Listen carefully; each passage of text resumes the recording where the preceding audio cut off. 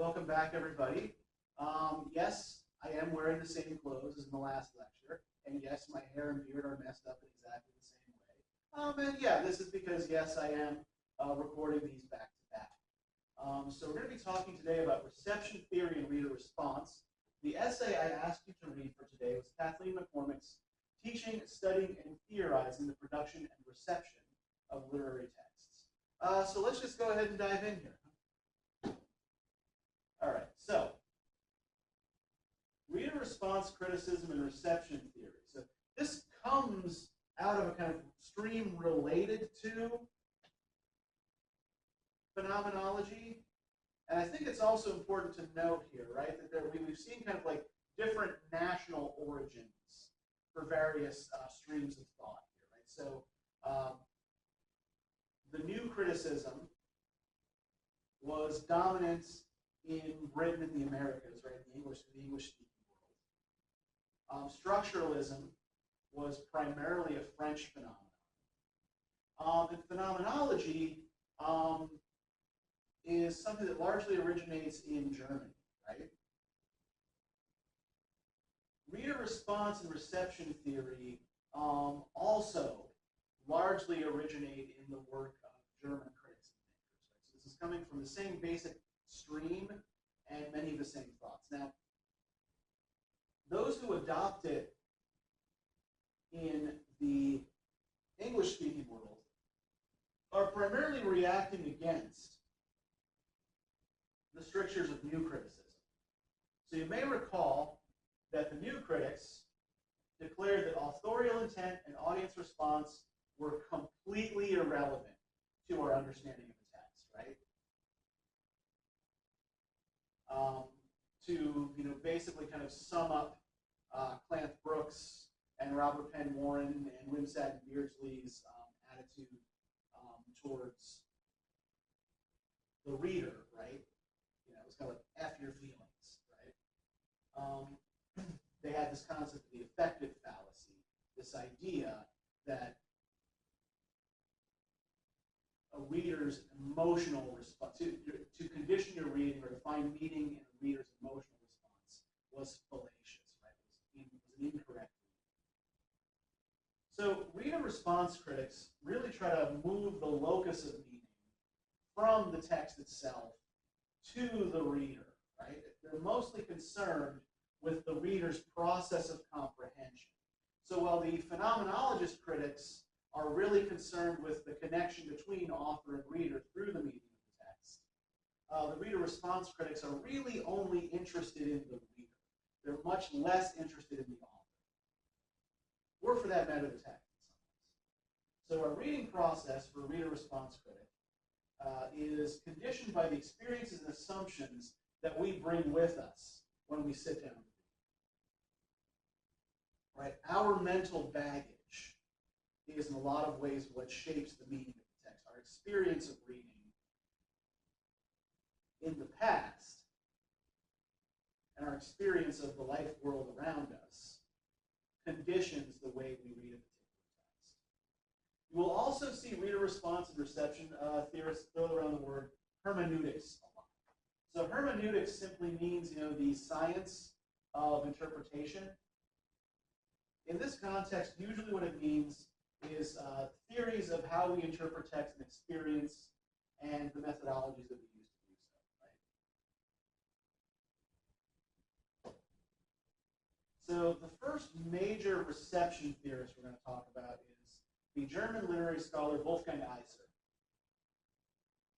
So like the phenomenologists, Iser does believe that reading is a dialogue between the reader and the text, right? So when we're building meaning, right? Actually, no, not like the phenomenologists. Yeah, it's the connection between reader and text, not reader and author. So meaning for Iser is constructed during the reader's encounter with the text, right? So during our process of reading, that's what makes meaning. The reader connects structures of the text to their own life experience. So Iser kind of sees two opposite poles coming together and meeting in the process of literary reading. He has what he calls the artistic pole and the aesthetic pole. The artistic pole refers to the object the author has created, right? So that's the text. The artistic pole is the text itself. The aesthetic pole is the fulfillment or completion of that text through the act of reading. So you can't bring those poles together until a reader is actually experiencing the text.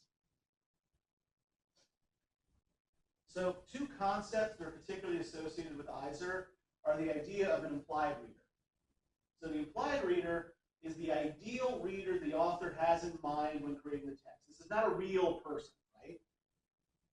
The implied reader is a kind of imaginary construct built out of a particular structure of experiences and expectations, right? So this isn't, like I'm going to sit down and write a novel, and it's going to be for my friend Bill. You might have someone in mind as you're writing like your friend Bill, someone who is demographically similar, educationally similar, someone with a similar set of experiences to Bill. But that implied reader is never going to refer back to a real, live, flesh and blood individual, right? It's more about, again, like a kind of a reader constructed in the mind, much as a phenomenologist might do through sensory experience. He also writes about gaps. Gaps, for Eisner, are the unwritten portions of the narrative that the reader fills in as they are reading the text, right? So this is the primary way in which the reader, for Eisner, participates in the creation of meaning, right? The things that the text leaves unsaid, the reader's imagination fills in based on their own experiences.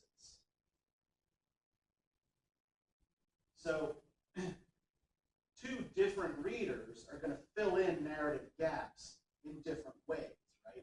But this is something that we all do when we read.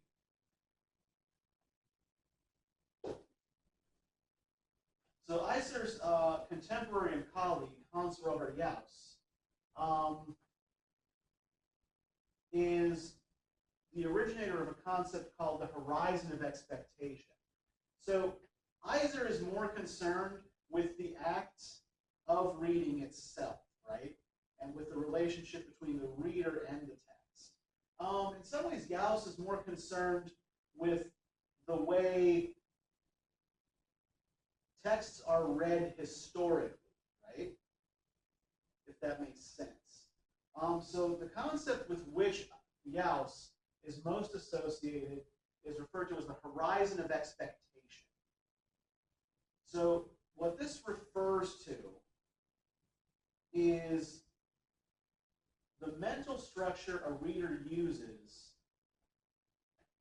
in the process of decoding a text, right? The set of expectations that you have when you come to a text that are kind of built into you by your specific cultural and historical context, right? So a 21st century American growing up in a democratic republic in a capitalist economic system is not going to read, say, one of Dostoevsky's novels, say, Crime and Punishment, in the same way as as a reader in the Soviet Union in the 1950s, in a regime that is beginning to liberalize after long domination by Stalinism, but is still based on a kind of collectivist economy and mindset, right?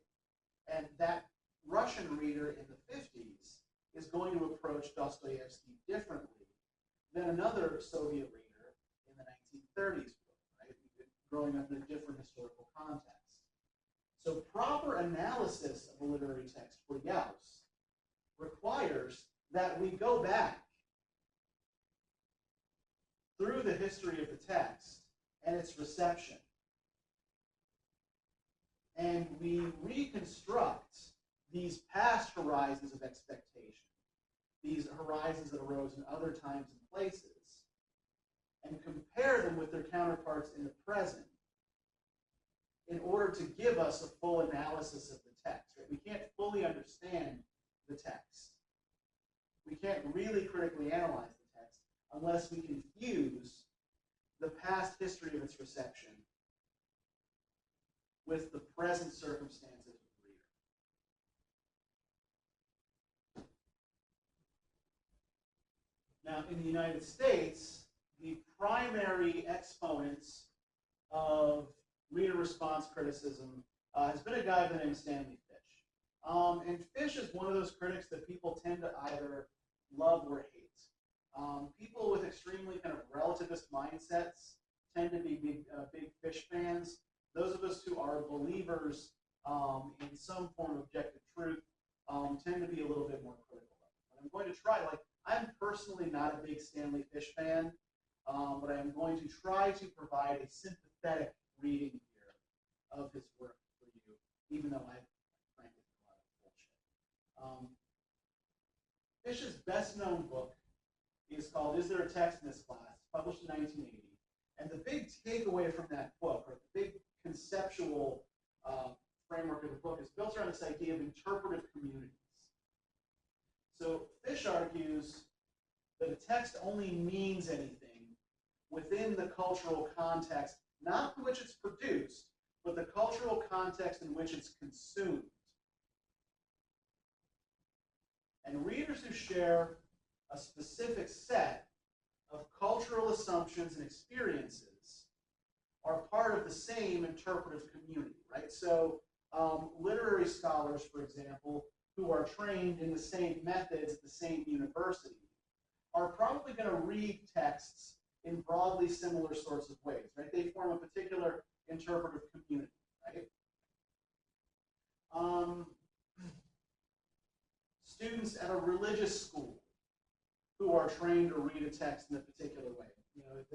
What they're trained to do, say, is look for, read particular texts as, spiritual or biblical allegory, right? They form a particular interpretive community, right? What Fish is interested in here is ways of reading really more than texts themselves, and how individuals interpret texts according to the specific norms and conventions of their community.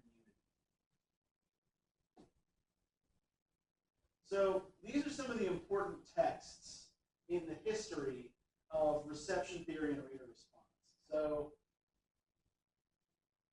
the earliest is probably Hans-Georg Gadamer's Truth and Method of 1960.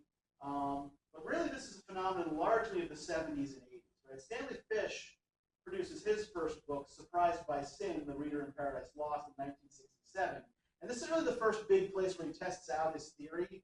Essentially, he describes reading Paradise Lost as a kind of experience of the reader experiencing the fall along with Adam and Eve through kind of trying to deal with the difficult syntax and the strange ordering of the poem. And as I noted, his best-known work is There a Text in This Class in 1980, which is concerned mostly with interpretive communities.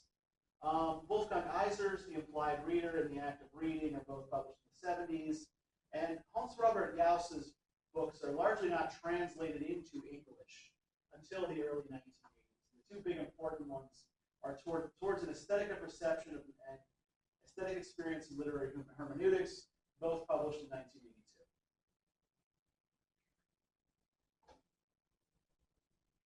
All right, so the person I actually had you read for today is Kathleen McCormick, who taught until recently at SUNY Purchase. She's now retired, and yeah, is not as famous as the other critics we mentioned. But I think that she gives us a good explanation and kind of good example in her essay of how reader response theory works. So for McCormick,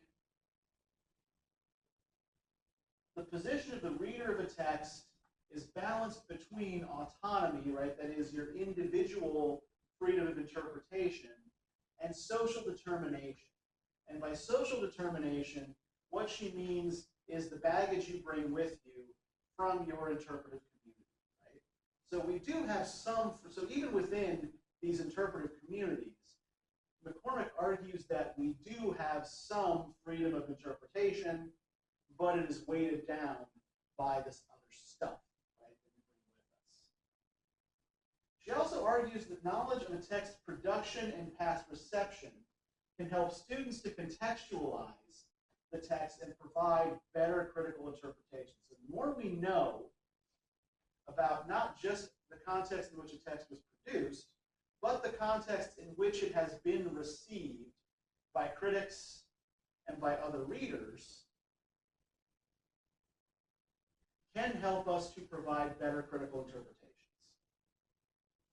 And she applies Gauss's horizon of expectation to reading criticism as well as literature. So that's something I want you to look for as you're reading her essay. Right? How is she applying this idea of the horizon of expectation to the reading of criticism? Now, this is all well and good, right? But how am I expected to do this? Well, one of the first things you might do is take a text that you love and try to identify its horizon of expectations, right? So, if we look at something like, my own beloved Lord of the Rings, contemporary readers tend to see this as a conservative, Catholic religious, often in some ways even perhaps reactionary text, right? But if we trace it back to past reception, right, in the 1960s and 70s, this was a key text for the hippie movement, right? Environmentalists and anti-war activists tended to interpret this book or this series in pretty lefty ways. So one thing we might try to do is reconcile this past set of cultural assumptions and how it conditioned the way people read this book with the way readers in the present experience it. The hippies weren't reading it as a pro-monarchist, anti-modernist kind of text, right? You might also note the characteristics of the implied reader, right? Who does Tolkien seem to have in mind when he writes this book, right? What kind of reader does he seem to be trying to approach here? What does that ideal reader look like? And don't say C.S. Lewis, right? No, he didn't write this for C.S. Lewis, or for that matter for his kids. Think of it. Try to imagine the kind of person that he seems to be writing this for. You might also look for gaps in the narrative that have to be filled in by the reader, right? For example, there are a lot of hints dropped about the animosity between Bilbo and Frodo Baggins and the Sackville Bagginses, but we really only see glimpses of that relationship. So it's kind of expected that we are going to fill in the gaps as we read. We might also think about some of Saruman's dealings and his relations with other characters as gaps in the narrative that we're required to fill in on our own. You might also want to think again about how your particular interpretive community conditions your reading, right? So if you're coming, for example, from a fairly conservative political perspective in the present, right, you are probably going to read this text differently than someone who is coming at this from a more liberal or leftist perspective. Right? You're going to respond to different things in the narrative.